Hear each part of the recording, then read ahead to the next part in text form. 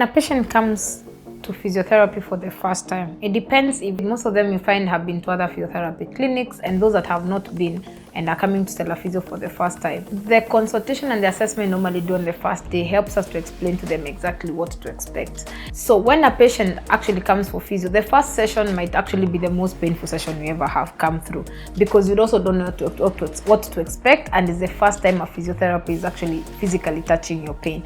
As the sessions go through, for example, depending on how many sessions you got, if for example you got 6 sessions, by the time you get into session 3, if your pain was about 8 to 10, it should be about 4 or 3 out of 10 pain, which means your pain has significantly come down. Yes, the first session was painful, but what ends up happening is when you go home, you're sore, but you don't feel the pain. If, for example, you just move your shoulders, you won't feel the pain.